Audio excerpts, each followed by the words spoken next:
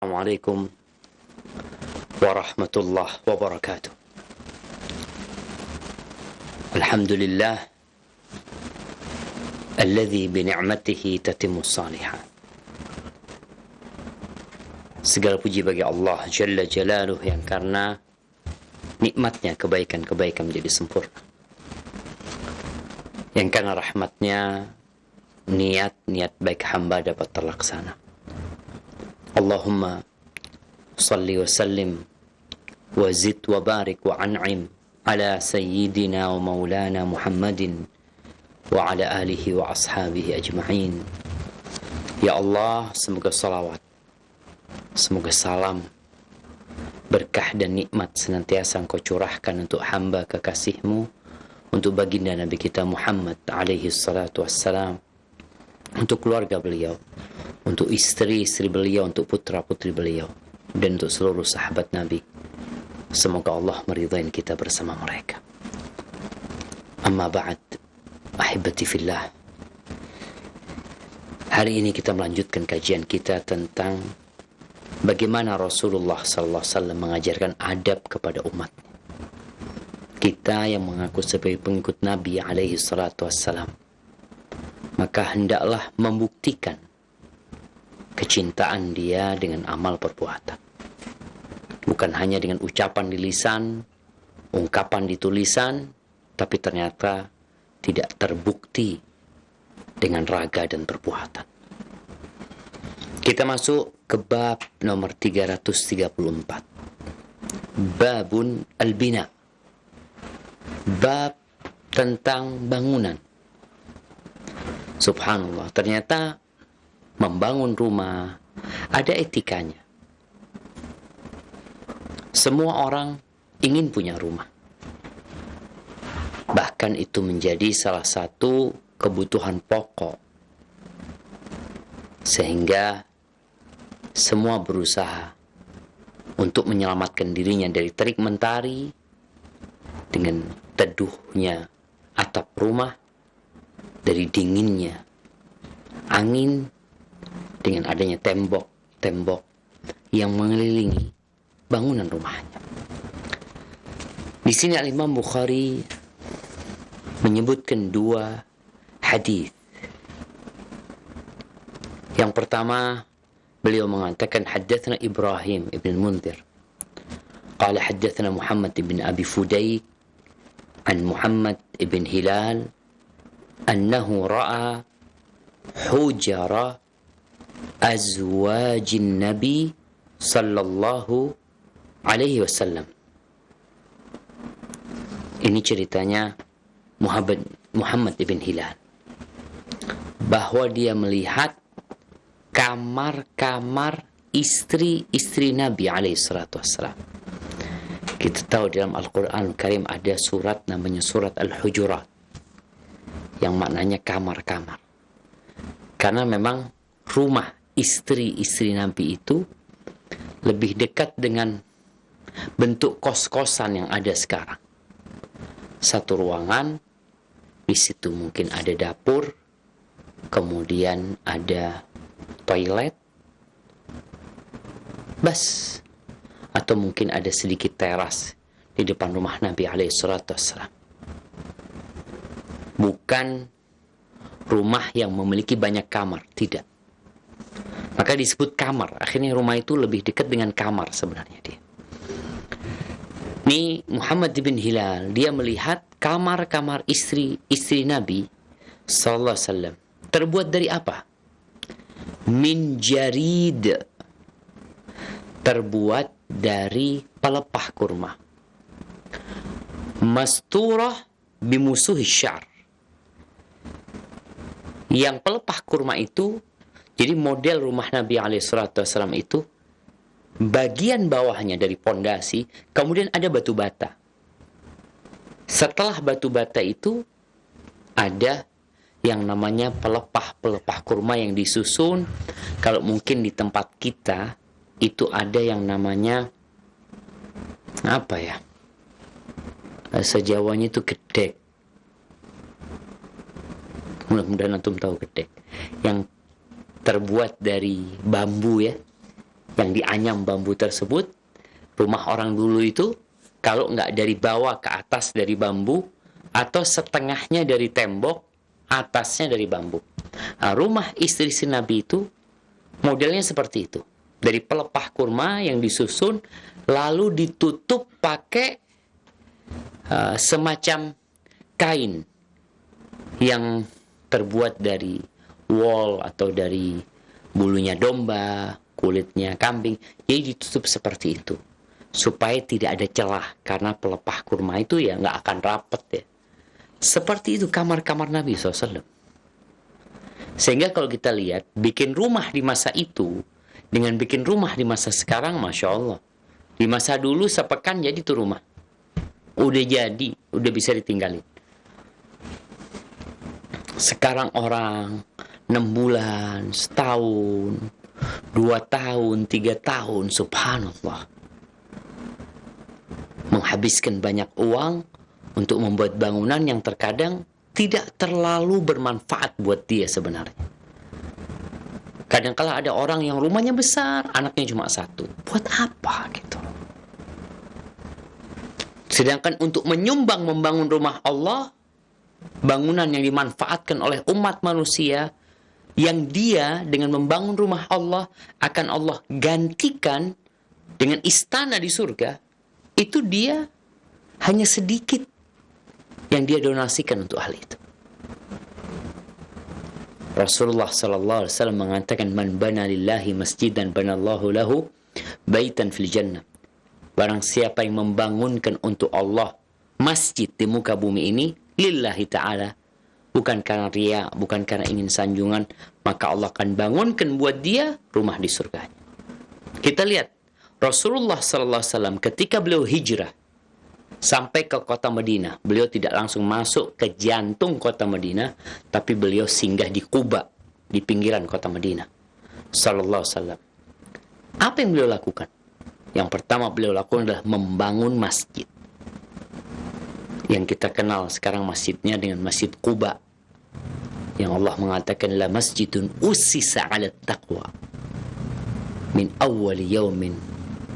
Subhanallah, masjid yang dibangun di atas ketakwaan, itu Masjid Quba. Setelah itu beliau melanjutkan perjalanan ke dalam kota Madinah. Beliau nggak punya rumah, beliau meninggalkan rumahnya di kota Mekah. Sampai kota Madinah, beliau numpang di rumahnya Abu Ayyub Al-Ansari. Beliau fokus, konsentrasi membangun masjid. Terus tuh masjid dibangun. Selesai bangun masjid, beliau baru membangun kamar istrinya. Beliau membangun 2 waktu itu. Kamar buat Aisyah, yang satu kamar buat Saudah, yang dibangun sama Nabi SAW. Dan Nabi membangunnya bukan di depan masjid. Kalau kita ke Masjid Nabawi, kita akan mendapati kamar-kamar Nabi itu di sebelah timurnya pengimaman, sebelah timurnya Raudhah. Sebelumnya itu kamar berada di belakang. Kiblatnya dulu itu ngadep ke arah utara, ke Masjidil Aqsa, ke Syam. Kemudian ketika ada perubahan kiblat menghadap ke Ka'bah yang ada di arah selatan kota Madinah, akhirnya kamar yang awalnya di belakang jadi di depan.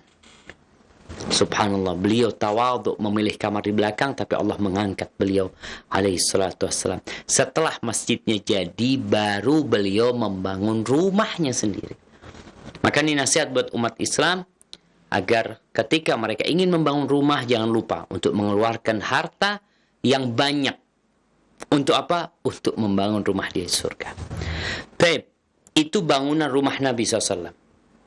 Dari pelepah kurma yang ditutup dengan kulit, ya, agar tidak nampak dari luar. Baik, kemudian fasa'altuhu an baiti Aisyah. Lalu aku bertanya kepadanya tentang rumahnya Aisyah.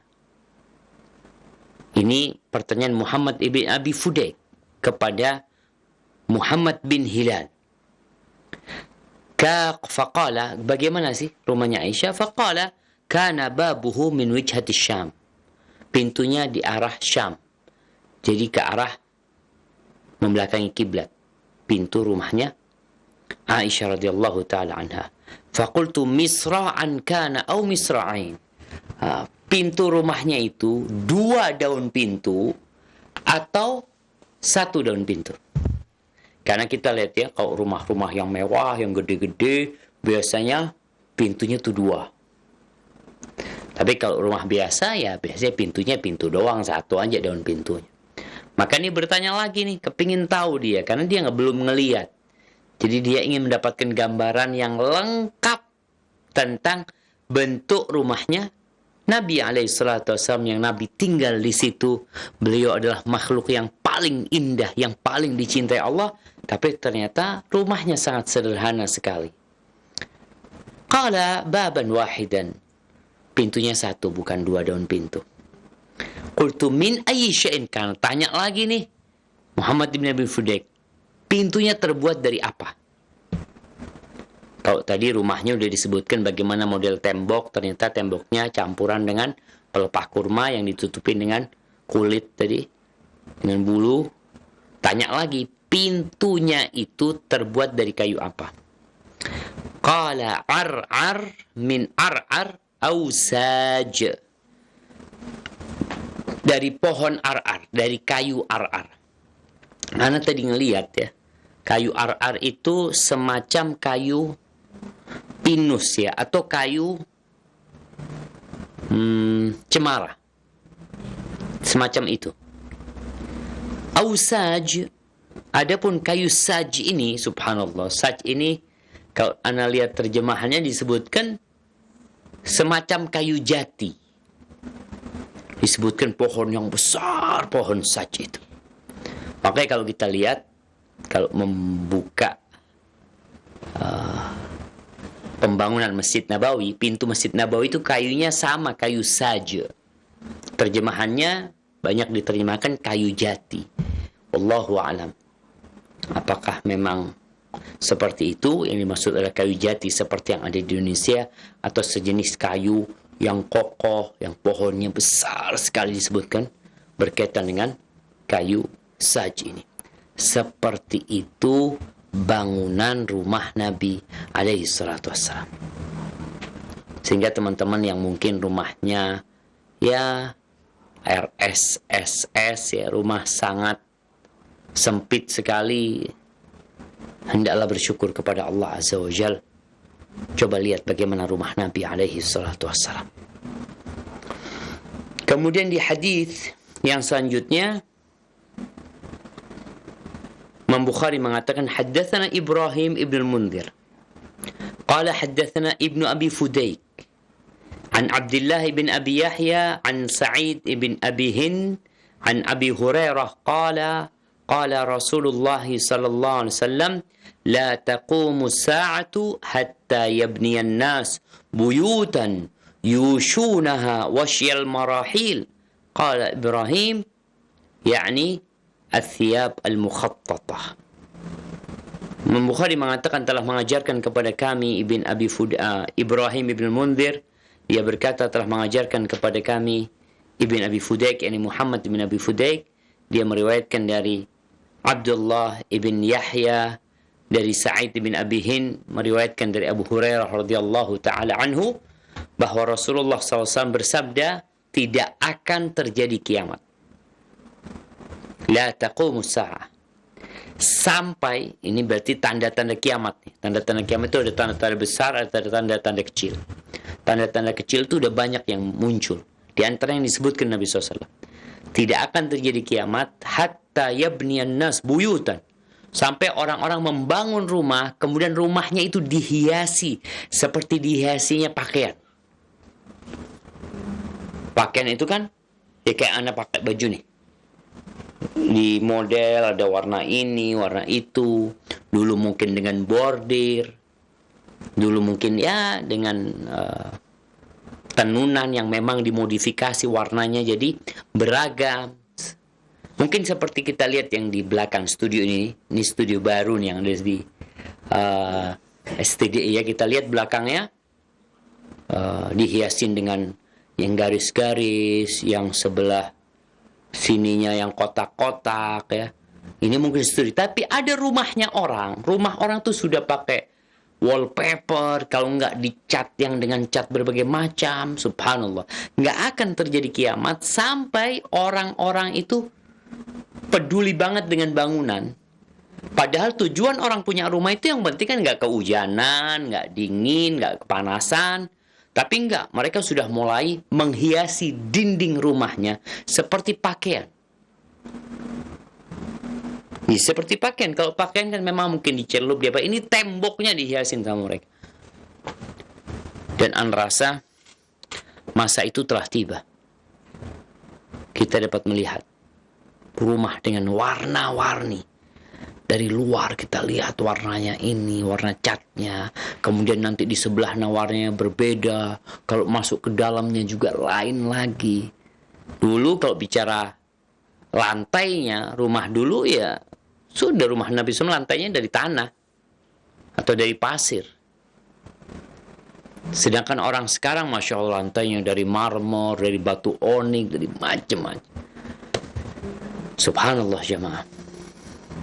Seharusnya kalau memang benar-benar ingin hidup berbahagia, hendaklah manusia itu memperhatikan rumah masa depan dia ketika dia meninggal dunia. Yang kata Rasul sallallahu alaihi wasallam, yatba'ul mayyit thalath. Ketika mayit meninggal dunia, maka yang akan mengantarkannya ke kuburan itu ada 3. Yang pertama apa? Maluhu wa ahluhu wa amaluh. Hartanya ikut. Kalau dia orang kaya, dia punya anak buah yang banyak, mungkin dia punya budak-budak yang banyak, mereka ikut mengantarkan ke kuburan. Mungkin dia seorang yang populer sehingga orang-orang banyak yang mengantarkan dia ke kuburan. Kemudian yang kedua adalah keluarganya. Keluarganya berbondong-bondong mengantarkan orang tuanya dengan tetesan air mata. Yang ketiga adalah amalnya. Tapi ternyata tuh rombongan yang banyak jumlahnya, itu nggak ada yang mau tinggal di kuburan. Anak-anaknya, keluarganya, bapaknya, kakaknya, kakeknya, nggak ada yang mau tinggal di kuburan. Semuanya pulang. Engkau dikeluarkan sama keluargamu dari rumah yang kau bangun.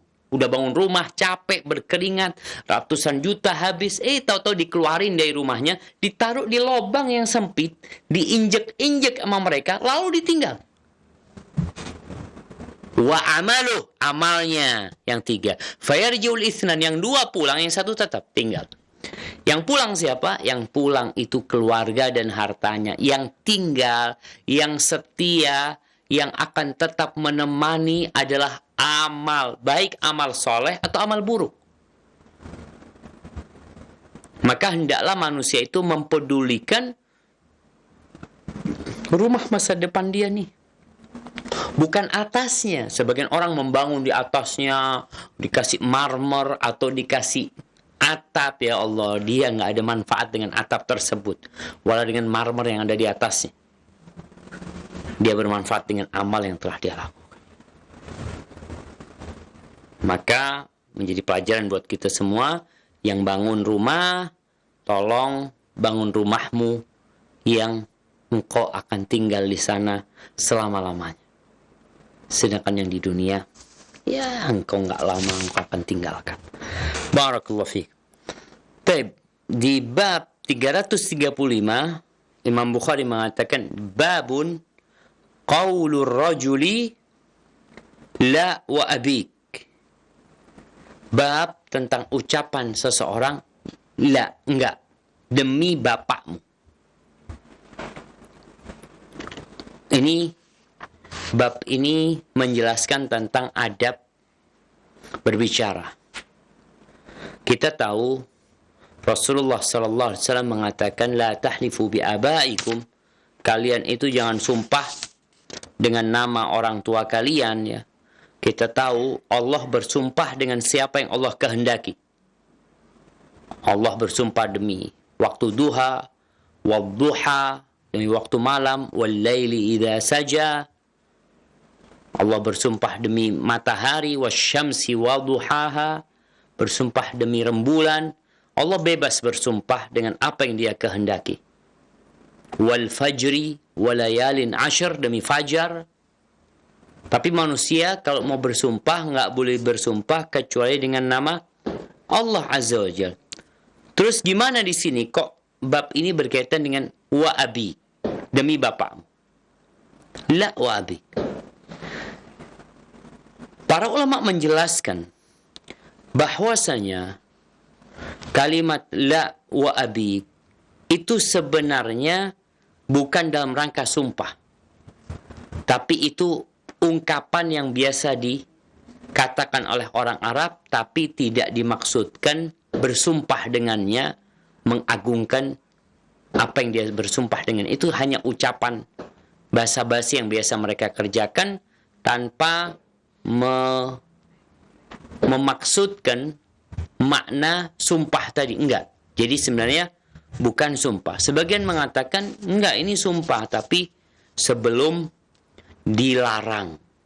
Jadi orang-orang Arab jahiliyah biasa sumpah demi bapaknya, tapi kemudian ketika dilarang sama Nabi SAW, maka nggak boleh lagi. Tapi pendapat kedua ini membutuhkan bukti, dalil bahwasanya hadis ini dia datang setelah atau sebelum larangan tadi. Taib, ahibati fillah, namun ternyata hadis ini sahih tanpa ucapan wa abi, demi bapak. Apa kata Imam Bukhari? Hadatsana Muhammad bin Salam qala akhbarana Muhammad bin Fudail ibn Ghazwan an Ammarah an Abi Zur'ah an Abi Hurairah radhiyallahu ta'ala anhu ja'a rajulun ila Rasulillah SAW. Datang seseorang menjumpai Nabi alaihi salatu wassalam. Faqala, kita lihat nih bagaimana semangatnya para sahabat untuk belajar kepada Nabi alaihi salatu wassalam. Ini orang datang mengatakan, ya Rasulullah, ayyu sadaqati afdalu ajran.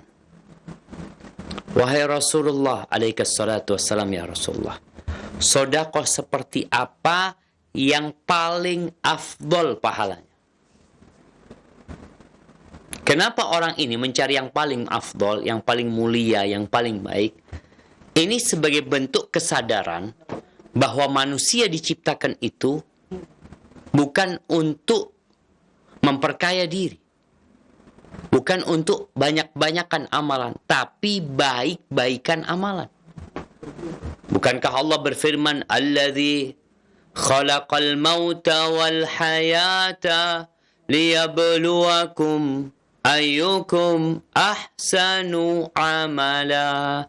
Dialah Allah Jalla Jalal yang menciptakan kematian dan kehidupan. Apa tujuannya? Liyabluwakum ayyukum ahsanu amala. Untuk menguji siapa di antara kalian yang paling baik amalannya. Bukan yang paling banyak amalannya. Amalan yang paling baik adalah amalan yang sesuai dengan sunnah Nabi SAW dan ikhlas lillahi ta'ala.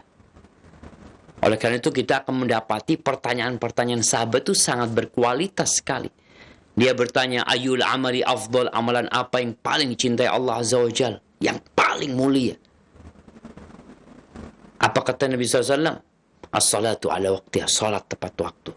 Qultu thumma ay, setelah itu apa? Qala birrul walidain, berbakti kepada orang tua. Qultu thumma ay, setelah itu apa? Qala al-jihadu fi sabilillah, jihad di jalan Allah Azza wa Jalla. Ada lagi yang bertanya kepada Nabi SAW, ya Rasulullah, man khairun nas? Atau man ahabun nas ilallah? Wahai Rasulullah, siapakah manusia yang terbaik? Siapakah manusia yang paling dicintain Allah? Apa kata Nabi SAW? Ahabun nas ilallah au khairun nas anfa'ahum linnas. Orang yang paling dicintai Allah adalah orang yang paling bermanfaat buat orang lain. Seperti ini sahabat tanya kepada Nabi SAW tentang sodakoh yang paling afdal. Ya, kalau kita melihat manusia itu ada yang rajin sodakoh, ada yang sodakohnya dalam waktu-waktu tertentu. Ketika orang ini bertanya, ayu sadaqati afdal ajran, qala ama wa abik latunabba'anna. Adapun demi bapakmu engkau akan dikasih tahu. Ini kalimat wa abik yang didhaifkan oleh Syekh Albani dan para ulama tentang wa abik ini. Sisanya sahih. Anta saddaq. Nih kalau tanya sedekah yang paling afdal ya, maka beliau menjelaskan alaihi salatu wassalam, anta saddaq. Engkau bersedekah dalam kondisi sahih, engkau sehat, bukan sakit. Ada orang yang ketika sakit-sakitan ya, divonis sama dokter dengan penyakit yang akut, dengan penyakit yang sulit untuk disembuhkan, mulai dia bersedekah. Boleh sedekah ketika sakit. Tapi kalau bicara sedekah yang paling afdal, maka kata Nabi SAW adalah engkau bersedekah dalam kondisi engkau sehat. Orang sehat ini dia suka atau dia bisa jalan-jalan, dia bisa menikmati hartanya untuk membeli sesuatu yang dia sukai, kemudian dia dapat makan yang enak-enak karena dia sehat. Syahih dalam kondisi engkau masih berambisi, engkau pelit, engkau punya rencana, punya cita-cita dengan hartamu, kepingin punya ini, kepingin beli ini. Ketika itu takhsyal faqr, engkau takut dengan kefakiran. Karena orang berpikir ya gimana ya kalau bicara takut dengan kefakiran? Syaitan itu asyaitanu ya'idukumul faqr. Kata Allah Azza wa Jalla, syaitan itu senantiasa menakut-nakutin kalian dengan kefakiran. Kau sedekah, nanti habis gimana? Nanti kalau kau punya keperluan gimana? Nanti kalau anakmu sakit gimana? Nanti kalau engkau mobilnya rusak atau motornya rusak gimana? Jadi selalu dibisik-bisikin dengan ketakutan, dengan kefakiran. Itu syaitan lakukan itu. Ketika engkau mampu melawan bisikan tersebut, engkau dalam kondisi sehat, engkau punya ambisi, punya cita-cita, takhsyal faqr, engkau takut dengan kefakiran, takut fakir, takut habis hartanya. Wa ta'malul ghina, dan kondisinya engkau ya berharap bertambah duitnya, bertambah kaya. Itu sedekah yang paling mulia. Jadi sedekah, ya kalau orang sakit sedekah bagus, nggak apa-apa. Orang mau mati sedekah wasiat nggak apa-apa. Tapi kalau bicara fadilah, maka fadilahnya di bawah ketika dia sedang dalam kondisi sehat, fisik segar bugar, dia punya cita-cita, dia punya angan-angan. Ini beda sama orang yang kata Nabi SAW, wala tumhil, engkau jangan menunda-nunda. Subhanallah, hibati fillah. Jangan menunda-nunda. Jangan mengatakan, oh nanti insya Allah aku akan sedekah, nanti akan sedekah. Engkau belum tentu sampai ke nanti. Oleh karena itu, Abdullah bin Umar bin Khattab radhiyallahu anhu memberikan wasiat, "Idza asbahta fala tantadhir al-masa. Wa idza amsayta fala tantadhir as-sabah." Kalau engkau sedang di pagi hari, jangan nunggu sore beramal. Oh nanti aku akan beramal, nanti aku akan sedekah. Engkau belum tentu sampai nanti. Engkau belum tentu. Maka jangan menunda-nunda sedekah. Ketika sore hari, udah amalkan yang bisa kau lakukan sore hari itu. Jangan nunggu pagi. Wa khudh min sihatika lisaqamik. Ambillah dari masa sehatmu, persiapan kau nanti kalau sakit. Kenapa? Orang ini kalau sehat, dia sholat di masjid, dia puasa Senin Kemis, kemudian dia jatuh sakit, pahalanya tetap nggak berkurang. Masya Allah, ini sebuah karunia yang besar yang Allah berikan. Ketika dikasih pahala tetap dalam kondisi dia nggak beramal. Orang sakit, anak nggak bisa ke masjid, Ustaz. Anak mau puasa, kata dokter nggak boleh puasa. Orang ini biasa sholat malam berdiri, nggak bisa, Ustaz. Kondisinya sakit di atas ranjang, maka dia tetap akan mendapatkan pahala seperti dia sehat. Maka ini nasihat Abdullah bin Umar, khud min sihatika li maradik wa min hayatika li mautik. Dan ambil dari masa hidupmu ini persiapan untuk kematianmu.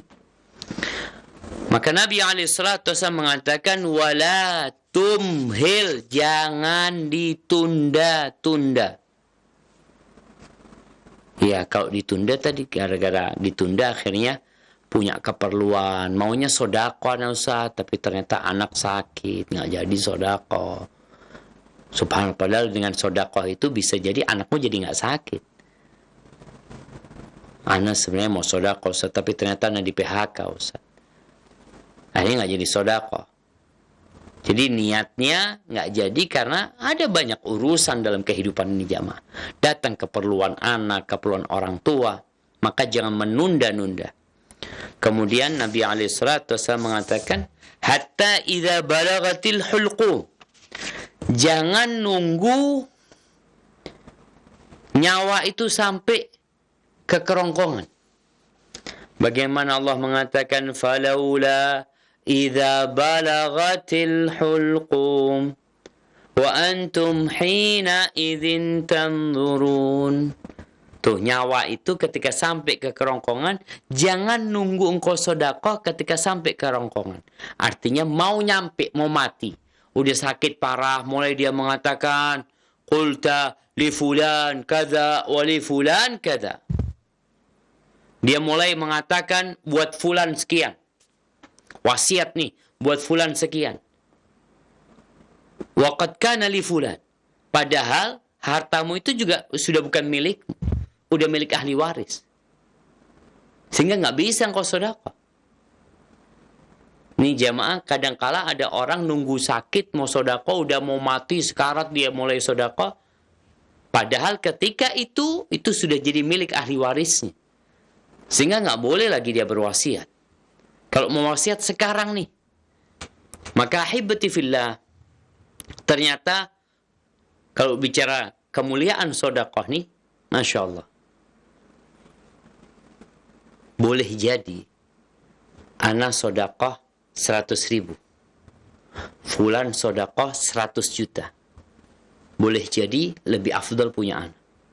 Lalu gimana Ustaz? Nabi menjelaskan alaihi salatu wassalam bagaimana satu dinar atau satu dirham bisa mengalahkan 100 dinar. Kok bisa satu dinar mengalahkan 100 dinar? Nah, kondisinya seperti tadi. Ana sedekah 100.000, nih fulan sedekah 100 juta. Lebih mulia mana? Boleh jadi lebih mulia ana. Duit ana cuma 200.000. Jadi ketika ana sedekah 100 juta itu setengah harta ana sedekahkan. Fulan sedekah 100 juta, duitnya 1 triliun. Berapa yang dia sedekahkan? Dari 1 triliun itu 100 juta itu berapa? Kalau dia sedekah 1 miliar dari 1 triliun, dia baru sedekah 0,1. 0,1? Enggak. 0,01. Sedikit sekali. Maka bicara sedekah yang paling mulia tadi, ketika engkau sedekah banyak dari hartamu. Kemudian dalam kondisi engkau sedang sehat, punya ambisi, punya cita-cita. Wahibati fillah. Subhanallah ya, di antara sifat orang-orang beriman, itu mereka bersedekah. Bahkan Nabi SAW mengatakan, was-sadaqatu burhan. Sedekah itu bukti. Bukti keimanan. Allah ketika mensifatin orang-orang beriman, alladzina idza dzukirallah wajilat qulubuhum wa idza tuliyat alaihim ayatuhu zadatuhum imana wa ala rabbihim yatawakkalun alladzina yuqimuna shalah wa yu'tuna zakah wa mimma razaqnahum yunfiqun. Tuh. Ini orang senantiasa bersedekah. Orang mukmin yang sebenarnya dia senantiasa bersedekah. Dia yakin Allah akan kasih ganti. Bukankah Allah yang mengatakan, "In tuqridullaha qardan hasanan yudha'ifhu lakum." Kalau kalian mengutangi Allah dengan cara yang baik, Allah akan lipat gandakan buat kalian. Artinya uang yang disedekahkan itu dianggap utang sama Allah. Allah yang utang sama kalian. Dan Allah akan kasih ganti yang lebih baik, yang lebih banyak. Bagaimana Rasul sallallahu alaihi wasallam mengatakan, beliau bersumpah, mana qasat sadaqatun min mal. Sedekah itu tidak mengurangi harta. Enggak mengurangi harta. Mungkin secara jumlah nominalnya berkurang, tapi hartanya nggak berkurang. Oh, kok bisa Ustaz nominalnya berkurang, hartanya nggak berkurang? Disinilah jamaah. 100 juta itu boleh jadi nilainya cuma 10 juta. Gimana? 100 juta, orang punya duit 100 juta. Tahu-tahu kecelakaan, mobilnya rusak, habis tinggal 10 juta. Dan boleh jadi nih orang punya 50 juta, Masya Allah. Allah jagain tuh duit dia. Nggak berkurang duit dia. Berkah jadinya. Namun sekali lagi bagi orang yang suka bersedekah, jangan sampai dia mengungkit-ungkit kebaikannya, menyakitin orang lain yang dia bantu. Karena sedekah ini perlu keikhlasan. Sedekah terang-terangan boleh. Sekarang ini banyak orang sedekah terang-terangan. Kadang-kala memang sedekahnya untuk bikin konten ya. Banyak orang ya dia ingin dapat subscriber tambahan, dia ingin tetap eksis di media sosial, sehingga dia ketika sedekah, dia membantu orang lain, ada kamera yang senantiasa mengikuti, kemudian ada pemberitaan di berita-berita, subhanallah. Boleh enggak? Sedekah terang-terangan boleh, kata Nabi, kata Allah Azza wa Jalla. In tubdus sadaqat fa ni'immahi. Kalau kalian sedekah terang-terangan itu baik. Wa in tukhfuha. Nih dengerin. Wa in tukhfuha, sedekah terang-terangan baik asalkan ikhlas. Tidak ada niat teriak, tidak ada berharap pujian, tidak ada berharap sanjungan, tidak untuk memuaskan syahwatnya karena dia sudah sedekah, sudah dilihat oleh orang. Enggak. Wa in tukhfuha wa tu'tuha al-fuqara, kalau kalian menyembunyikannya, menyembunyikan sedekahnya dan diberikan kepada orang-orang yang fakir, orang-orang yang membutuhkan, fahuwa khairul lakum, itu lebih baik buat kalian. Lebih baik buat kalian. Subhanallah jemaah. Orang kalau udah sakit, ya dia mulai tergerak hatinya. Aku capek-capek ngumpulin harta buat apa ya? Ini dan itu. Dia berpikir mau sedekah, berbagi sama orang. Hati-hati. Kalau udah sampai ke tenggorokan, engkau udah nggak bisa lagi berwasiat. Tapi kalau masih sakit, masih sadar, masih belum mati, kemudian dia tulis wasiat, ya ada hak milikmu, engkau boleh berwasiat. Tapi wasiat itu tidak boleh lebih dari 1/3 dari hartamu. Kalau engkau sehat, engkau boleh sedekah separuh hartamu. Kalau engkau sedang sehat, engkau boleh sedekah semua hartamu. Ini tergantung keimanan jemaah. Bagaimana Abu Bakar Siddiq radhiyallahu ta'ala anhu, beliau membawa semua hartanya, tapi Umar nggak mampu. Dia hanya mampu membawa setengah hartanya sebagai sedekah dia. Jadi orang yang sedekah umpamanya ketika sakit-sakitan dengan yang sedekah ketika sehat, beda pahalanya. Beda pahalanya.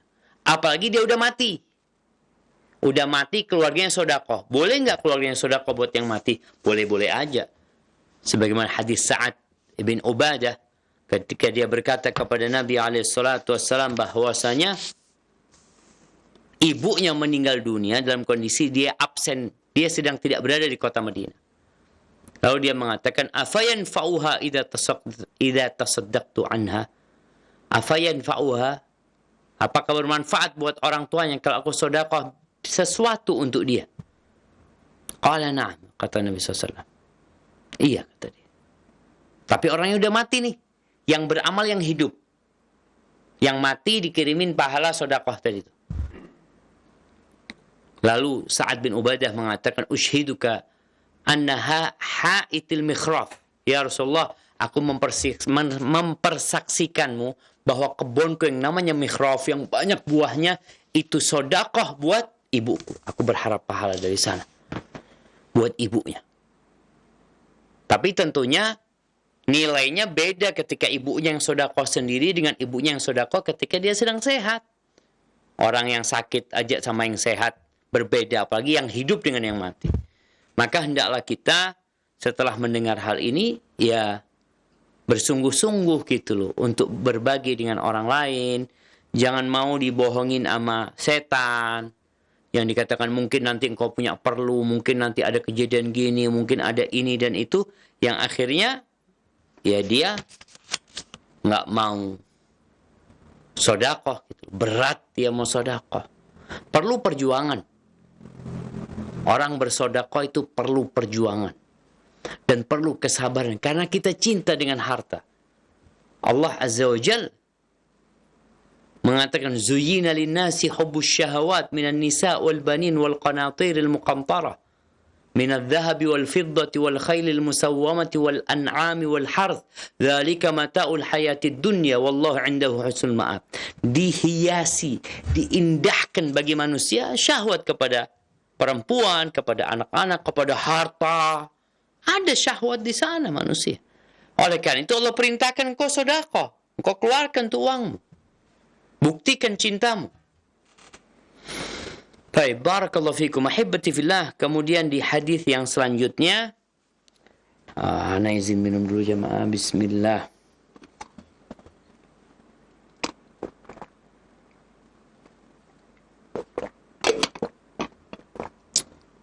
Alhamdulillah. Bab 336. Babun idza talaba falyatlub talaban yasiran wa la yamdahu. Kata Nabi alaihi salatu wassalam, Imam Bukhari mengatakan telah mengajarkan kepada kami Abu Nuaim qala haddatsani al-A'mash an Abi Ishaq an Abi al-Ahwas an Abdullah qala, ini sepertinya dari Abdullah bin Mas'ud radhiyallahu taala anhu, dia berkata, "Idza talaba ahadukumul haja falyatlubha yasiran, fa inna ma lahu ma qaddara lahu, wa la ya'ti ahadukum sahibahu fayamdahu fayaqta' dhahra." Apabila seseorang punya hajat, dia mau minta hajatnya kepada kawannya, kepada kenalannya, hendaklah dia minta ya yang sedikit aja. Jangan minta banyak-banyak. Dia akan mendapatkan apa yang ditakdirkan buat dia. Jangan sampai dia datang kepada kawannya, lalu dia memuji-muji kawannya, fayaqta' dhahra. Dia membinasakan kawannya.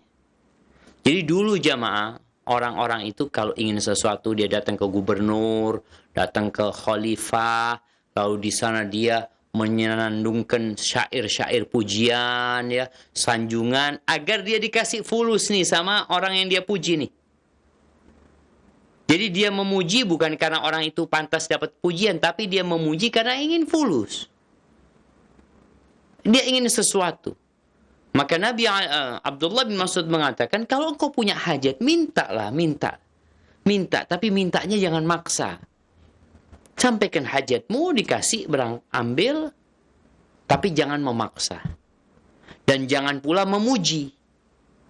Memuji yang tadi pujiannya itu, orang itu kalau dipuji jemaah, yang awalnya dia ikhlas, bisa jadi lama-kelamaan dia jadi merasa besar, ya. Sampai ada istilah itu, topinya nggak cukup karena dipuji dia. Dia merasa besar. Sehingga orang yang awalnya ikhlas jadi nggak ikhlas kadang-kala gara-gara pujian kita. Maka di sini diarahkan jangan sampai memujinya sehingga engkau membinasakannya. Udahlah, minta. Sampaikan hajatmu sehingga engkau menyelamatkan kawanmu yang udah ngasih duit sama engkau, dia selamat dari kebinasaan karena engkau tidak memujinya. Dan engkau juga mendapatkan hajatmu yang sudah ditakdirkan akan datang kepadamu. Wallahi jamaah, kalau bicara rizki, ada orang yang sudah berusaha, udah kerja keras, nggak dapat apa-apa. Ada cerita kawan, Masya Allah ya. Dia menulis biografi seseorang yang membutuhkan, orang ini orang terkenal di Indonesia. Dia tulis biografinya, kemudian selesai. Dari awal kata dia, ana berpikir Ustaz, ana akan dapat fulus banyak Ustaz, karena ini orang besar. Ternyata setelah ana buka, ana lihat amplopnya itu kok tipis dikasih dia. Tipis banget. Ana pikir cek. Ternyata isinya cuma 600.000. Berbulan-bulan ana nulis. Tapi itulah manusia itu, jangan berharap kepada manusia. Yang ada sakit hati kalau kita berharap dari manusia. Ya udahlah, innallaha huwar razzaq dzul quwwatil matin. Allah lah yang maha memberikan rezeki. Jangan sampai kita bergantung kepada manusia. Maka di sini ketika kau meminta sesuatu kepada temanmu, nggak usah pakai muji-muji, oh, engkau orang yang baik, engkau orang yang dermawan, engkau orang yang paling baik di tempat ini, nggak ada yang lebih baik dari engkau ini, itu macam-macam. Ini berbahaya sekali. Dan media tuh kan kadang-kala ada ya yang berbagi sesuatu ya. Ada selegram atau di mana YouTuber atau apa yang dia mau ngasih sesuatu sehingga orang-orang kadang-kala memuji dia, menyanjung dia ini dan itu, nggak, jangan. Kasihan nih orang. Kalau orang itu gila pujian lalu dipuji, dia hancur nanti. Kalau orang itu nggak gila pujian, engkau puji, takutnya dia nanti merasa nyaman dengan pujian tersebut. Dia udah biasa-biasa aja. Kemudian hadis yang selanjutnya, Imam Bukhari mengatakan haddatsana Musaddad qala haddatsana Ismail dari Ayyub dari Abi Mulaih ibn Usama Amir bin Usama dari Abi Azzah Yasar bin Abdullah al-Hudhali. Dia meriwayatkan dari Nabi alaihi salatu wassalam, "Inna Allah idza arada qabda 'abdin bi ardin ja'ala lahu biha aw fiha hajah."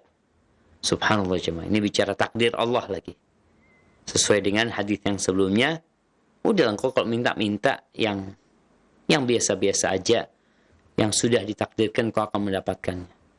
Di hadis yang selanjutnya, Nabi SAW mengatakan, kalau Allah hendak mencabut nyawa hamba di satu bumi, di satu tempat, maka Allah akan menjadikan orang ini punya hajat ke negeri tersebut. Allah kalau menyabut, nih ada orang Indonesia, Allah menyabut nyawanya di Malaysia. Dia padahal ngomong sama keluarganya, nanti Abah, usahakan ya Abah dikuburkan di sini, Abah nggak pengen meninggal di sini. Tahu-tahu dia sakit, harus dibawa ke Malaysia, di sana mati. Ajalnya di sana. Makanya ada orang yang ajalnya di Dubai. Dia tinggal di Indonesia, di Jakarta. Tapi karena ajalnya di Dubai, ditunggu tuh sama malaikat pencabut nyawa di Dubai. Tahu-tahu dia punya hajat, yang transit kayak, yang punya urusan bisnis ini dan itu. Sampai ke Dubai, malaikat sudah nungguin di sana. Cabut nyawanya dia. Jadi kalau Allah sudah menetapkan, mentakdirkan seseorang mati di satu tempat, maka Allah akan jadikan dia punya hajat di tempat itu. Masya Allah, dulu ada yang bercerita, di Mekah itu ada orang Pakistan kalau nggak salah. Ada salah satu orang Pakistan yang udah lama tinggal di Mekah. Dia ingin meninggal di Mekah. Bertahun-tahun dia di Mekah. Subhanallah jemaah. Ternyata meninggalnya di Pakistan. Ketika dia berobat, dia ngomong, aku nggak mau berobat kecuali di Mekah. Tapi kondisinya parah, akhirnya dia dibawa ke Pakistan. Dia obatin di Pakistan. Inna lillahi wa inna ilaihi raji'un. Dia meninggal dunia di sana. Jadi kita nggak tahu jemaah. Ada orang-orang yang ajalnya di Australia. Dia berangkat ke Australia, kerja di Australia, mati di sana. Ada yang malah orang Australia ajalnya di Bali. Dia berangkat ke Bali, mati di Bali.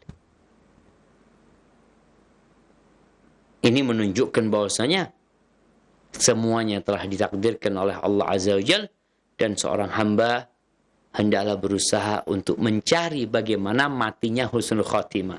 Di mana dia mati terserah, yang penting husnul khatimah. Kalau bicara tempat, ya kita berharap meninggal di tempat yang mulia, meninggal di Mekah, meninggal di Madinah, dikuburkan di Baqi, dikuburkan di Ma'la umpamanya. Itu sebuah harapan, tapi kadangkala nggak terjadi. Maka mintalah husnul khatimah dimanapun kau meninggal dunia. Bacalah doa yang dibaca oleh Nabi Yusuf alaihissalam, tawaffani musliman wa alhiqni bis salihin. Matikan aku dalam kondisi Islam dan gabungkan aku dengan orang-orang yang soleh.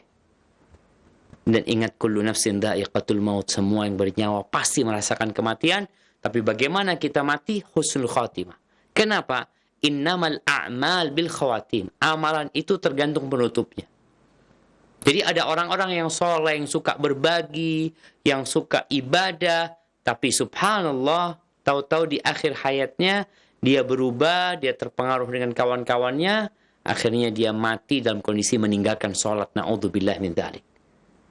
Ingat, wala tamutunna illa wa antum muslimun, jangan kalian mati kecuali dalam kondisi Islam. Barakallahu fiik. Sebenarnya kita akan masuk ke hadis 781 bab 337 insyaallah. Ini cukup panjang, mungkin kita akan lanjutkan pada perjumpaan yang akan datang. Anda kembalikan ke studio Raja yang di pusat. Nah, silahkan. Barakallahu fiik. Jazakallahu khairan Ustaz atas nasihatnya, dan para pemirsa dan pendengar Roja dimanapun Anda berada, kami undang Anda untuk memasuki sesi tanya jawab. Anda dapat berpartisipasi dengan mengirimkan pertanyaan Anda. Baiklah Ustaz, mungkin kita akan angkat pertanyaan pertama melalui pesan singkat. Pertanyaan dari Zainab di Sulawesi Ustaz. Pertanyaan Ustaz, apakah termasuk hal yang berlebihan ketika seorang murid menyiapkan sendal atau sepatu gurunya? Mohon penjelasannya Ustaz. Masya Allah. Barakallahu fiik. Ya, hibati fillah, ini pertanyaan yang menarik ya, tentang adab dan etika kepada guru. Bagaimana sih seharusnya kita memuliakan guru kita? Rasulullah sallallahu alaihi wasallam, beliau pernah bersabda mengatakan, laisa minna, bukan termasuk dari golongan kami. Siapa yang tidak termasuk dari golongan kami? Man lam yarham saghirana, orang yang tidak mengasihi yang kecil. Walam yuwaqqir kabirana, dia tidak memuliakan yang besar. Walam ya'lam li'alimina haqqahu, walam ya'rif li'alimina haqqahu, dan dia tidak tahu dengan hak orang yang alim di antara kita. Apakah termasuk berlebihan kita menyiapkan sandalnya? Enggak berlebihan menyiapkan sandalnya, menyiapkan air wudhunya. Bagaimana kita lihat para sahabat memuliakan Nabi SAW, bagaimana para tabi'in memuliakan para sahabat. Jadi itu bukan hal yang berlebihan sebenarnya. Ada cerita Al-Kisai kalau nggak salah ya. Al-Kisai ini dia mendidik dua anaknya khalifah. Subhanallah. Mengajarin adab dan etika. Sampai dua anaknya khalifah ini berebut untuk memberikan sandal gurunya. Rebutan sandalnya, dua anak ini satu-satu pegang sandalnya. Karena rebutan, akhirnya setiap satu memberikan sandal kepada gurunya. Akhirnya berita itu sampai kepada khalifah tentang dua anaknya, dua pangeran ini bagaimana memuliakan gurunya. Ditanya sama khalifah, man akramun nas, siapa orang yang paling mulia, kata khalifah. Kata Al-Kisai, insyaallah Kisai, semoga anda nggak salah, ya engkau ya Amirul Mukminin. Kata Amirul Mukminin, bukan, kata dia. Orang yang paling mulia itu yang dua pangeran rebutan untuk memberikan sandal. Dia merasa, oh kayaknya ada laporan nih kepada khalifah. Maka dia mengatakan, ya Amirul Mukminin, aku itu tidak ingin melarang mereka untuk berbuat sebuah kemuliaan, yakni dalam penghormatan kepada guru. Kata khalifah, iya. Kalau engkau melarang mereka, aku akan berikan sanksi kepadamu. Seharusnya mereka seperti itu memuliakan gurunya. Akhirnya sama khalifah, dua anaknya dikasih hadiah, dan gurunya dikasih hadiah yang banyak sekali karena mendidik anaknya seperti itu. Jadi nggak ada masalah kita membawakan sandalnya guru, membawakan tasnya guru, umpamanya. Itu bukan termasuk berlebih-lebihan, itu hal yang biasa, hal yang lumrah. Dan seorang murid yang memuliakan gurunya, insya Allah dia akan berkah ilmu yang dia pelajari. Oleh karena itu kalau kita lihat para salafus soleh ya, bagaimana mereka dahulu berusaha untuk belajar adab dan etika terlebih dahulu sebelum mereka belajar ilmu. Karena ada orang-orang yang berilmu, gara-gara nggak belajar adab dan etika, ilmunya nggak berkah. Karena dia ribain gurunya, meremehkan gurunya, merasa lebih alim dari gurunya, sehingga ya dia menderita hidupnya dengan ilmu yang dia miliki. Apalagi Nabi SAW mengatakan, laisa minna, itu orang bukan dari golongan kami. Hadza wallahu a'lam bissawab. Nah. Jazakallahu khairan Ustadz atas penjelasannya, dan berikutnya kita akan berikan kesempatan kepada penanya melalui line telepon. Kami persilahkan. Iya. Halo, Assalamualaikum. Waalaikumsalam warahmatullahi wabarakatuh. Dengan siapa, di mana Ibu? Dari Ibu Yeni di Padang. Ibu Yeni di Padang, baik. Mohon untuk lebih dikeraskan lagi suaranya Ibu supaya lebih jelas, dan untuk pesawat televisi atau pesawat televisinya bisa dikecilkan terlebih dahulu. Baik, silakan Ibu. Ustaz, pertanyaannya gini Ustaz, saya kan mau membangun rumah,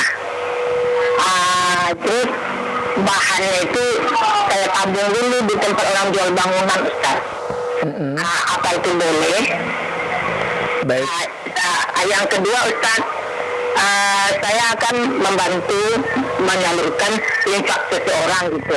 Apakah saya juga mendapatkan pahala gitu? Terima kasih Ustaz. Assalamualaikum warahmatullahi wabarakatuh. Waalaikumsalam warahmatullahi wabarakatuh. Tafadhol Ustaz. Siap. Masya Allah. Ya, ahibati fillah, ada dua pertanyaan yang berkaitan dengan bagaimana dengan sistem kita membangun rumah tapi ngambil bahan di toko bangunan dengan sistem ngutang. Nggak ada masalah sebenarnya. Yang penting akadnya jelas, dia umpamanya utang semen sebanyak 100 sak dengan harga yang sudah ditetapkan, umpamanya satu saknya anggap 50.000, jadi dia 5 juta punya utang. Jangan nanti karena terlambat bayarnya, tahu-tahu yang 5 juta jadi 6 juta umpamanya. Itu yang tidak diperbolehkan karena ada unsur riba. Jadi tatkala kita meminjam bahan, ngutang bahan dengan ketetapan yang sudah ditetapkan di awal, 100 sak sekian, kemudian pasir berapa sekian, ketika pembayarannya nggak terlambat atau terlambat bayarnya tetap, maka nggak ada masalah. Semoga Allah memudahkan urusan ibu. Adapun pertanyaan kedua, tatkala kita membantu menyalurkan sodakohnya orang, zakatnya orang, apakah kita akan mendapatkan bagian pahala? Nah, subhanallah. Ad-dalu 'alal khairi kafa'ili. Orang yang menunjukkan orang lain kepada kebaikan, dia itu dapat pahala seperti orang yang melakukannya. Pernah di masa Nabi SAW ada seorang sahabat yang mau ikut perang. Tapi sama Nabi ditolak karena Nabi mengatakan, aku nggak punya kendaraan untuk membawamu. Artinya habis kendaraan yang ada, sudah dipakai semuanya. Akhirnya orang ini bersedih. Di situ ada sahabat mengatakan, ya Rasulullah, boleh aku kasih tahu dia kepada orang yang bisa ngasih kendaraan sama dia. Kata Nabi SAW, ad-dalu 'alal khair kafa'ili. Orang yang menunjukkan kepada kebaikan seperti yang melakukannya gitu. Walaupun tadi ibu bukan termasuk yang punya harta, tapi ibu hanya menyalurkan harta milik orang lain. Tapi ingat, amanah itu disampaikan kepada, ya ditunaikan kepada orang yang berhak mendapatkannya. Mungkin seperti itu. InsyaAllah nggak ada masalah. Semoga juga dapat pahala. Barakallahu fiik. Nah. Jazakallahu khairan Ustaz atas penjelasannya. Dan kembali pertanyaan melalui pesan singkat Ustaz. Pertanyaan dari Abu Nafisah di Tangerang Selatan. Ingin bertanya Ustaz, mohon penjelasannya mengenai hadis riwayat Imam Ahmad dan Abu Dawud dan yang lainnya, bahwa kiamat tidak akan terjadi hingga orang-orang bermegah-megahan dalam membangun masjid-masjid. Pertanyaannya Ustaz, apakah batasan tidak bermegah-megahan dalam membangun masjid tersebut? Dan apa hubungannya dengan fenomena renovasi masjid yang sedang marak ditemui sekarang ini? Mohon penjelasannya Ustaz. Masya Allah. Ya hibati fillah. Kita melihat ya, banyak masjid dibangun. Yang kadangkala ada hal yang cukup memprihatinkan tatkala mereka membangun masjid. Mereka harus mencari dana di pinggir jalan, bahasanya apa ya, membuat para pengendara itu nggak nyaman juga ya dengan keberadaan mereka, yang mungkin mereka seharusnya bisa lebih cepat. Dengan keberadaan orang-orang di pinggir jalan ini, akhirnya mereka macet, telat. Sebenarnya kalau bicara masjid, yang diperlukan masjid itu adalah nyaman. Masjid itu kokoh, enak dibuat sholat dan ibadah. Itu tujuannya. Tapi memang Nabi SAW mengatakan sebagaimana tadi disebutkan hadisnya, la taqumu sa'a hatta yatabaha an-nas fil masajid. Tidak akan terjadi kiamat sampai orang-orang itu berbangga-banggaan dalam membangun masjid gitu. Bicara berbangga-banggaan ini gimana sih gitu loh. Mereka tidak lagi ikhlas lillahi ta'ala. Yang ada bicara bangunan, bicara model, bicara kubah, bicara menara masjid. Itu yang dia banggakan. Padahal seharusnya orang itu bagaimana memakmurkan masjid dengan beribadah, kegiatan-kegiatan yang berada di dalam masjid, ibadah yang ada di dalamnya, bukan sekedar membangun masjidnya gitu. Dalam beberapa athar sahabat mengatakan, kalian benar-benar akan menghiasi masjid itu, thumma la ta'murunaha illa qalila. Kemudian kalian tidak memakmurkannya kecuali sedikit. Jadi bicara menghiasi masjid, terjadi khilaf di antara para ulama. Sebagian mengatakan makruh sebenarnya. Apalagi kalau bisa membuat orang yang sholat itu lalai dengan hiasan yang ada di masjid. Seharusnya masjid tadi fokus untuk ibadah. Dan yang mengherankan jamaah, kadangkala yang membangun masjid, yang mengumpulkan dana untuk membangun masjid yang megah, yang besar, itu nggak sholat di masjid. Dia hanya mengumpulkan dana. Sampai ada isu bahwasanya mereka yang ngumpulin dana tuh dapat berapa persen. Beberapa waktu yang lalu, anak ke Surabaya, anak melewatin beberapa tempat itu, yang ditulis dengan tulisan besar, kami tidak dapat honor, kami tidak ini. Artinya dia mengatakan, kami ikhlas lillahi ta'ala melakukan hal itu. Tapi intinya, kalau bicara masjid itu dibangun, adalah untuk ibadah.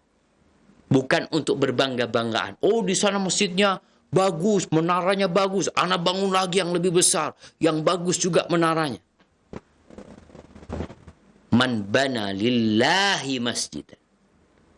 Barang siapa yang membangun untuk Allah masjid. Lillah. Bukan berharap pujian sama orang. Bukan tujuannya berbangga-banggaan. Bukan tujuannya bermegah-megahan. Tapi benar-benar lillah dia membangun masjid. Baru orang seperti ini akan Allah bangunkan bagi dia rumah di surga Allah Azza wa Jalla. Jadi menghiasi masjid dengan hiasan-hiasan yang berlebih-lebihan itu tidak pantas ya, tidak layak. Apalagi kalau membuat orang-orang lalai dengan hiasan yang ada di dalam masjid, dengan model-model yang membuat orang jadi nggak khusyuk sholatnya. Tapi itu tanda kiamat. Dan sepertinya tanda-tanda itu sudah kita lihat. Bagaimana masjid dibangun ya, dihiasi. Bagaimana Quran juga, dalam riwayat Ibnu Abbas SAW, Quran nanti akan dihiasi dengan percetak warna merah, warna kuning, macam-macam, bagus banget, bungkusnya bagus, tapi nggak dibaca. Sedangkan orang dulu Qurannya udah nggak terlalu bagus, ya, tapi dibaca, difahami. Begitu itulah masjid tadi. Masjidnya Nabi SAW terbuat dari apa? Ya dari tanah, lihat. Tiangnya dari pohon kurma, dari pokok kurma. Nggak pakai karpet, pakai pasir Nabi SAW. Tapi itu adalah masjid yang paling dicintai Allah, jemaah. Jadi bermewah-mewahan dengan masjid ini termasuk yang tercela sebenarnya, karena kita diperintahkan untuk memakmurkan masjid dari sisi isinya, bukan dari sisi menghiasi bangunannya. Barakallahu fikum. Nah, Jazakallahu khairan Ustadz atas penjelasannya. Dan untuk berikutnya kembali pertanyaan melalui pesan WhatsApp Ustadz dari Bapak Firman di Klaten. Barakallah ya Ustadz, izin bertanya bagaimana kalau mendidik anak untuk selalu bertujuan akhirat Ustadz. Padahal kuliahnya bukan di bidang agama. Masihkah saya ditanya di akhirat? Mohon penjelasannya Ustadz. Masya Allah. Naam ahibati fillah, sebagai orang tua ingat dengan pesan Allah Azza wa Jal, ya ayyuhalladzina amanu qu anfusakum wa ahlikum nar waquduha an-nas wal hijarah 'alaiha malaikatun ghiladun shidad la ya'suna Allah ma amarahum wa yaf'aluna ma yu'marun. Wahai orang-orang yang beriman, jagalah diri kalian dan keluarga kalian dari api neraka yang bahan bakarnya adalah manusia dan batu bara. Penjaga-penjaganya adalah malaikat-malaikat yang kasar, yang mereka selalu taat dengan perintah Allah dan tidak pernah berbuat maksiat. Tapi apakah tadi yang dikatakan ketika orang tua menyekolahkan anaknya sekolah umum? Nggak ada masalah anaknya sekolah umum, tapi orang tua telah memberikan pendidikan yang benar kepada anak tentang Allah Azza wa Jalla. Dia telah menanamkan kepada anaknya 3 landasan utama tentang man rabbuk, 3 pertanyaan yang akan ditanyakan di kuburan. Orang tuanya harus mengajarkan hal itu. Karena belajar ilmu itu kewajiban buat setiap muslim. Tapi ilmu apa yang wajib itu? Ada ilmu yang dia butuhkan kelak di dunia dan kelak ketika dia meninggal dunia. Man rabbuk, siapa Rabbmu, madinuk, apa agamamu, dan siapa nabimu. Jadi orang tua perlu mengajarkan itu kepada anaknya. Mau dia sekolah umum, dia mau jadi dokter, mau jadi teknis, atau terserah. Tapi ilmu tentang ini harus dia dapatkan. Kalau bicara ambisi akhirat, bagaimana menanamkan kepada anak agar berambisi akhirat? Ya dengan mengenalkan kepada dia hakikat kehidupan dunia. Ajak anaknya ziarah kubur ya. Sehingga dia lihat tuh nih orang-orang semua pada mati. Nih umpamanya profesor fulan, doktor fulan, nih konglomerat fulan, habis semuanya mati. Sehingga sang anak ketika bekerja nantinya kuliah umum mencari duit, ambisinya sudah akhirat. Bagaimana dengan duit itu dia bisa masuk surga? Bagaimana dengan fulus yang dia dapatkan, dengan pekerjaan yang dia dapatkan, dia dapat meraih keridhaan Allah Jalla Jalaluh. Sehingga dia jadi berambisi mencari akhirat. Karena Nabi SAW berpesan, kun fid dunya ka'annaka gharibun aw abiru sabil. Hiduplah di dunia engkau seperti orang asing. Orang asing itu nggak mau tinggal, dia cuma sebentar di tempat itu, dia cuma merantau. Bentar lagi aku pulang kampung gitu loh. Sehingga orang ini selalu mempersiapkan diri untuk pulang kampung. Dia punya rezeki, punya apa, dia kirim ke kampung dia. Dan kampung kita adalah akhirat. Karena sejatinya ayahanda kita ketika diciptakan tidak langsung ditaruh di muka bumi, tapi Allah taruh di surganya. Itu yang perlu ditanamkan. Au abiru sabil, atau hiduplah di dunia seperti orang yang transit. Apalagi orang transit nih, ya dia nggak akan berpikir yang neko-neko, yang macam-macam. Kenapa? Bentar lagi pesawat terbang, udah aku akan pergi. Jadi kalau orang tua akan ditanya, tetap orang tua akan ditanya. Apakah dia telah melaksanakan tugasnya, mengenalkan anaknya kepada Allah Azza wa Jal, mengenalkan anaknya kepada kewajiban-kewajibannya. Kalau sudah selesai, insya Allah dia akan dapat menjawab pertanyaan tadi. Dan ketika anak sudah besar, sudah kuliah, bukan berarti tanggung jawab orang tua habis. Tetap kita itu perlu saling mengingatkan dan saling mendoakan agar Allah menjaga anak-anak kita dan agar anak-anak kita juga mendoakan orang tuanya. Hada wallahu a'lam. Itu yang dapat Anda sampaikan, kurang lebihnya mohon maaf. Semoga Allah Jalla Jalaluh membimbing kita untuk senantiasa menjalankan perintahnya, menjauhi larangannya, dan mati husnul khatimah. Barakallahu fiik. Anda kembalikan ke studio Raja Pusat. Jazakumullahu khairan.